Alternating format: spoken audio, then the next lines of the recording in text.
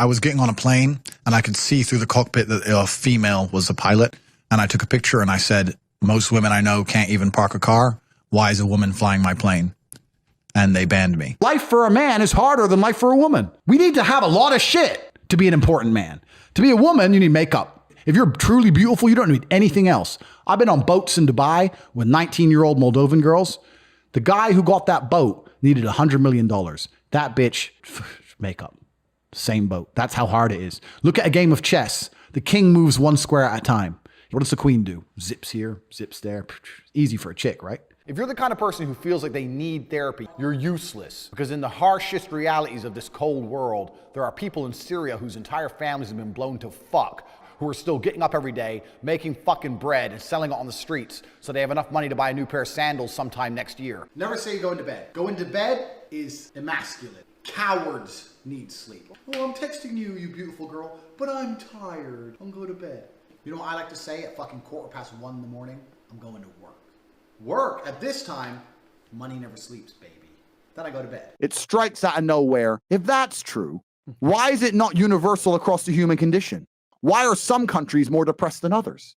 Explain why some countries have no depression and some countries have a bunch of depression. Maybe because in some countries, all we do is talk about depression and fucking promote it. Bam. And in some countries, we don't. The reason that depression is promoted is because it allows you to become ultimately selfish, live inside of your mind, become obsessed with me, I'm sad, I'm sad, I'm sad. So you don't pay enough attention to what's going on around you to realize you're getting fucked by a ruling class who don't give a shit. And anyone who sits here and tells me, well, depression's real, you're telling me that your mindset is weak. And I'm not going to adopt the thinking of weaklings. I'm busy living fucking life. Michael Jackson was anything less than a G. And now all these kids are coming out going, he touched me, he touched me. Let me tell you something. If you were a parent and you let your kid stay around Michael Jackson's house, and now you want to come here and be all upset your kid got touched.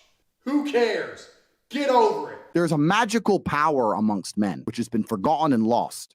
When you put enough men in the same room, there's a transference of energy that makes us feel invincible.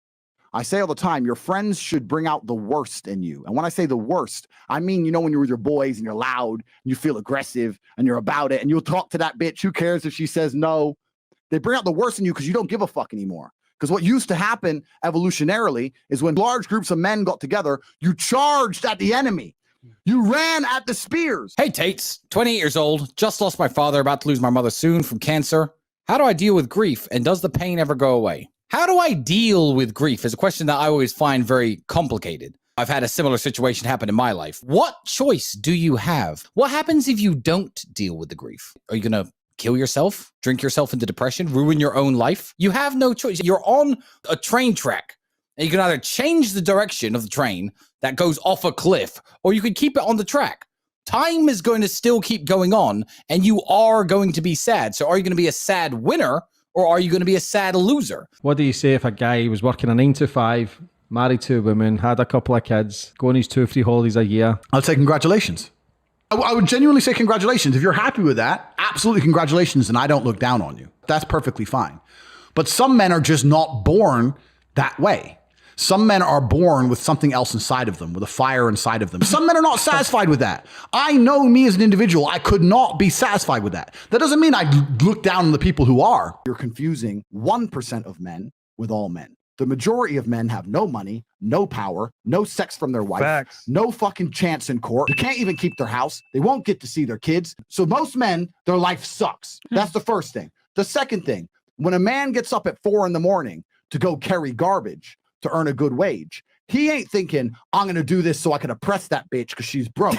He's doing it thinking so I can provide for my family, so my woman can stay at home and raise my kids and have nice nails while I'm out here carrying trash. You go to a coal mine, those dudes are not down there thinking about oppressing women. They're down there thinking about providing for women. Us men are prepared to take on more bullshit to protect you than you would possibly believe. Men are out here giving up their fucking life for you chicks. And feminism prevents you respecting it. What is Tate's advice for guys below 6 feet? It's absolutely ridiculous to go through life wishing you're something you're not. The chessboard is the chessboard. It doesn't matter if you're 5'9", 5'7", 5'2". That's who you are. So you can be the best version of yourself and own it, or you can become an insecure bitch about it. I'm in hospital right now from a bike crash. I broke my back. I currently can't walk. I may not walk again. What would you guys do in my situation? I appreciate you guys a lot. Thanks. Find his YouTube. Let's contact him privately, and I want to verify that story. And if it's true, we're here to save you, brother. We're going to help you out. Yeah, we're going to help you out. That's a true story. Life is like a game of chess. You can't take moves back. All you could do is look at the position you're in and make the best moves possible. What you can't do is sit around thinking, oh, I wish I hadn't ridden my bike. You can't do that because you'll destroy yourself. You're a slave if you have a job in any form. Some slaves are better paid than others, but most people are slaves. If the people in charge of the world can print unlimited amounts of said thing, and you'll give up your life for certain amounts of said thing, then they own you. They control you. Oh, you need $100 to do this. Print. It doesn't matter. It's not real. So who cares?